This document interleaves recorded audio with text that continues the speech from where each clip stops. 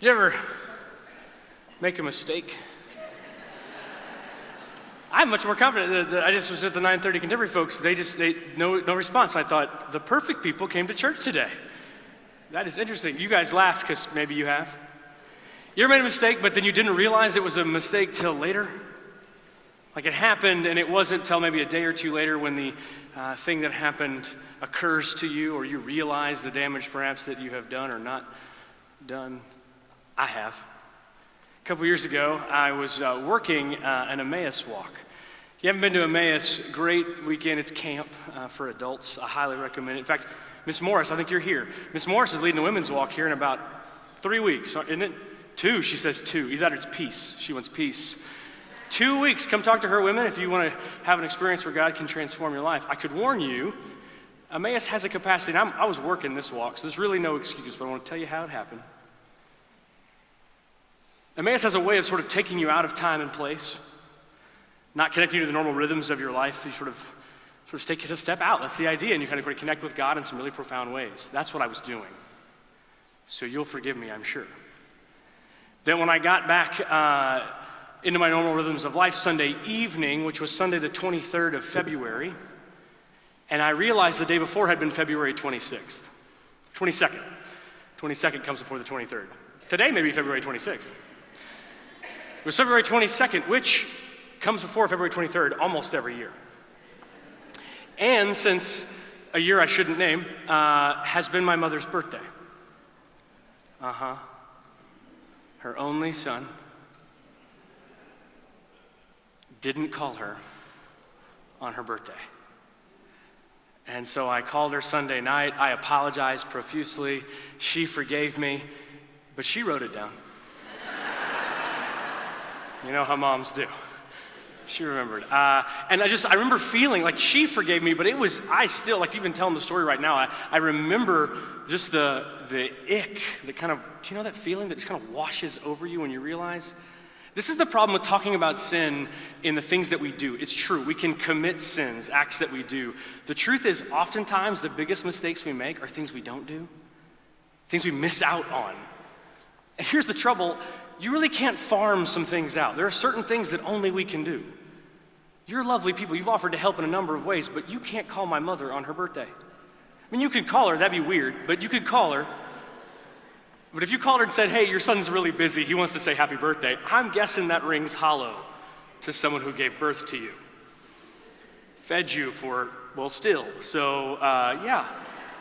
It's not going to work. And you can't really get a machine to do it. I mean, we have technology that's amazing, but there are certain things that I've got to do.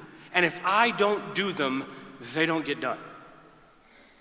It's a responsibility in that, isn't it? Our God is in the calling and purpose business. From the very beginning, God has been calling people and placing them in a place with a certain role. He made the first people in the garden and said, take care of this amazing abundance. Enjoy it. Take care of each other. Come see me in the afternoon, we'll talk. That all falls apart as distance is created. Now the garden they're expelled, that the rebellion may not last forever. Things get worse in a hurry until we get another call of purpose.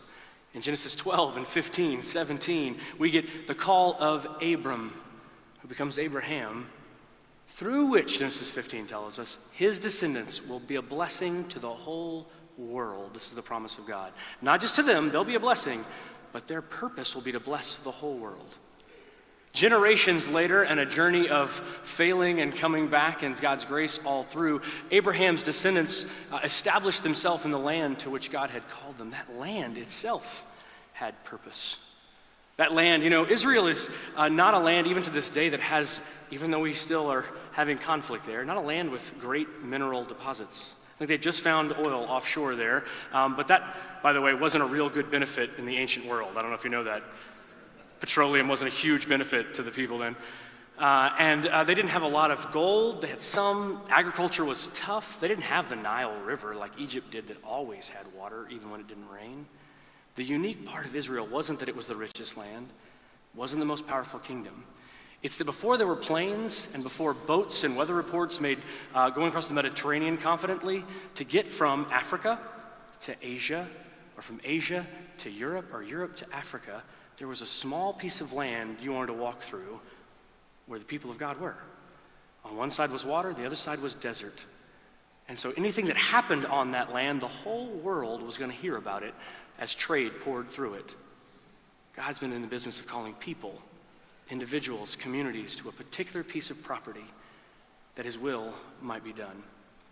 We see this in Jesus, born in a certain town to certain people. He does certain things in a certain place. The temptation he faces as he fulfills his calling in life comes from the enemy that says, if you really are who you say you are, if you really are who you think you are, this is what the enemy taunts Jesus with at the beginning of his ministry. If you're really called as you think you're called, do these things and God will keep you safe. Jesus rebuffs the enemy and continues to teach. Groups of people are following this amazing teacher, and others are opposed. And the opposition comes in the form of different groups. One, like the Sadducees. Sadducees were the rich and powerful. They controlled the temple, which was a very esteemed position to have. They lived in big houses in Jerusalem. They were the elite, well-educated, had money and position and power. They come to Jesus and push him on an issue of the resurrection. It's probably not an accident that they're rich and powerful, because people that are on top of the world don't like hearing revolutionary terms like resurrection. Because if resurrection is true, then the power over this present world is fleeting. Even to those who will come after them, they know this resurrection thing is a revolutionary thing. If life comes after death, and there is hope that a spear cannot pierce, that a sword cannot slay. This is revolutionary talk, so stop talking that way, Jesus. In fact, I got a question for you, they say. If I'm married and my wife dies, and then I get married again, which is legal in the law, and we're resurrected, as you say we will, whose spouse will I be in the resurrection? Jesus' response is great. He says, you misunderstand because you do not know the power of God or your own scriptures. Have you not read that God is the God of Abraham, of Isaac, and Jacob, not was the God of Abraham and Jacob?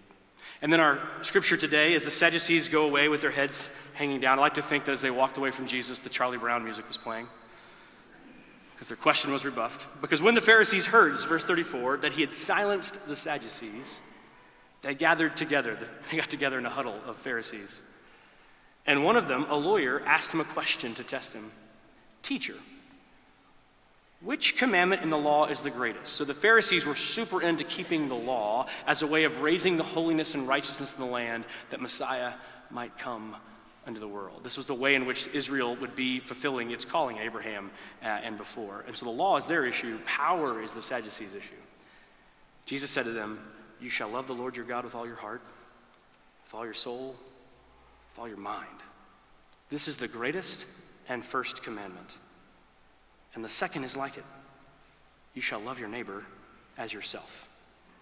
On these two commandments hang all the law and the prophets. Here ends the reading of the word of God for the people of God. Thanks be to God. Do you hear an echo of the Eden role of humans in these rules?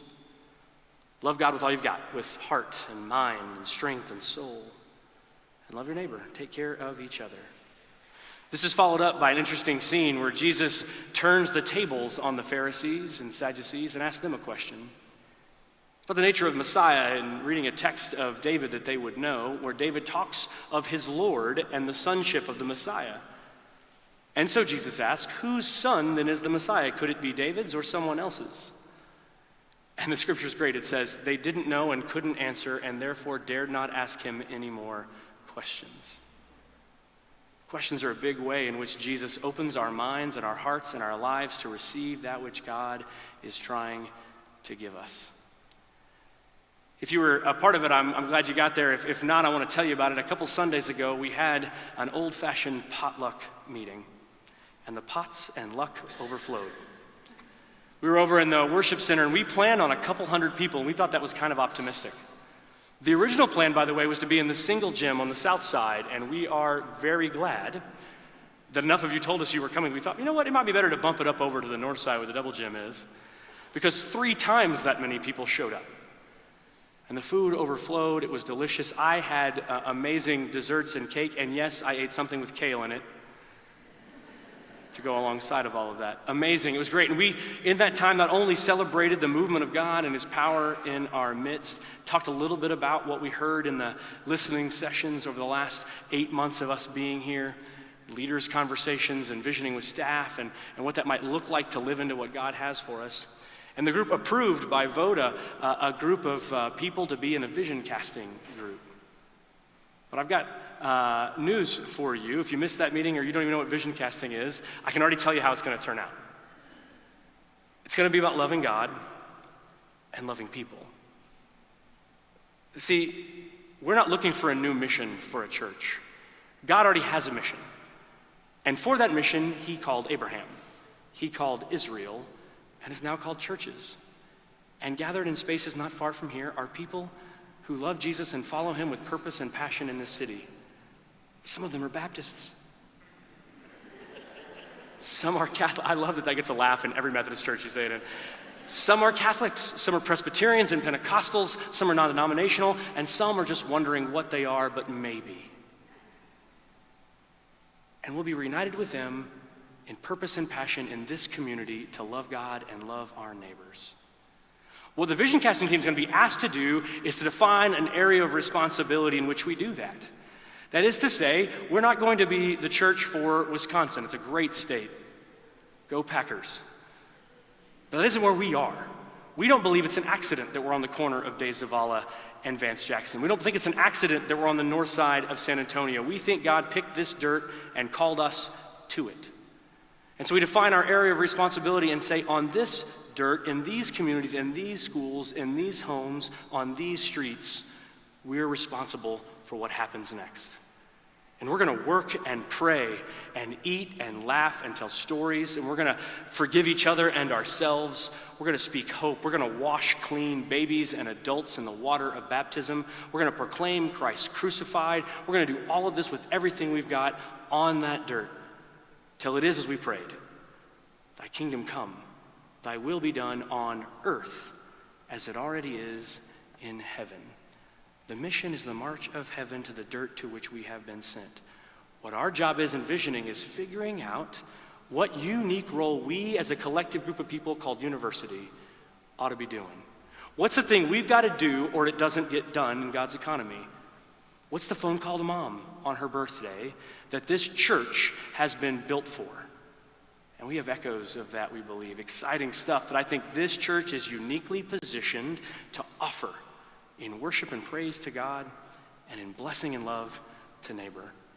We already have a mission. We're here to love God, to love our neighbors, and tell folks know that God is in this land, and that God does have love and purpose for each one, and calls us each by name. And as we do that, one of our prayers is each individual member of this community comes to know their unique role in God's story. Maybe this is something big like start a new initiative that changes lives all over the state. Maybe it's just to be the person that makes a phone call that only you can make, to bring invitation to someone who is far from hope and home. Or maybe you're gifted at sitting in rooms where people are hurting, and so you're going to be a great caring person. Call Pastor Holly. She will find you dirt to serve on. Maybe you're a person that throws block parties in your neighborhood and you never knew you could do it for Jesus. Have I got an idea for you? Maybe you love to golf.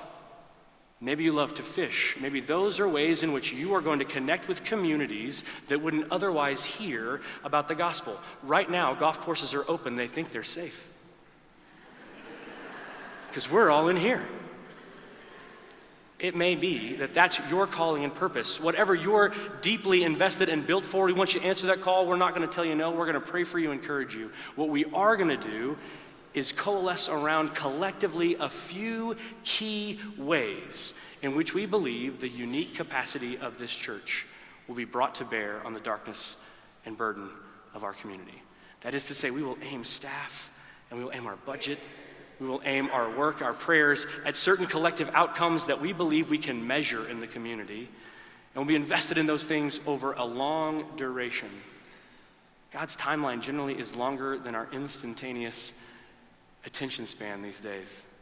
Have you noticed how quick we are to be frustrated when things don't happen so fast?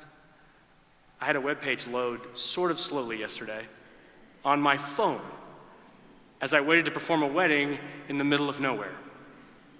And I thought, come on. I kind of shook the phone like that's going to help the satellite talk to it a little bit. Our attention spans have gotten so short, and yet the long arc of God's love for the world invites us to have patience and perseverance in this effort. When we come up with what our goals are, we're not going to commit for the next 2 weeks. We're not going to commit for a couple of months. We're going to commit for decades. Because too many people have heard a glimpse of the promise and not seen it fulfilled in their midst when churches showed up for just a moment and not to be a movement. We are going to stay in the dirt to which we have been called until the work that we have been built for is finished. And I don't see a finish line just yet. And I'm excited about the future because I believe that God has a unique capacity invested in the brilliance and the creativity and love and laughter of this place. It goes way back in its history and will pour forward into its future. And I'm excited about that. And I can't wait to work alongside of you every day in this and aim our staff at it and pray and worship and get knocked down because the world will come back at us and we'll put our arms back out and we'll get knocked down again and we'll keep getting back up until the work is done or till heaven has won the day on the dirt to which we have been sent. But I want to give you a little bit of hope in the midst of all the work and the will and the prayer and the worship that's coming.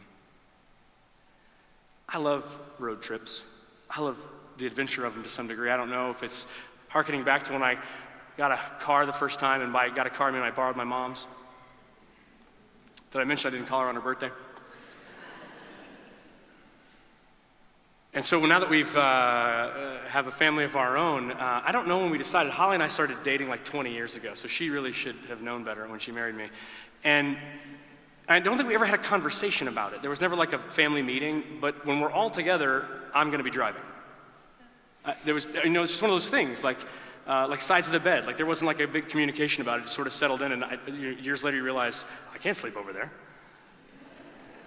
I mean, the dent's different.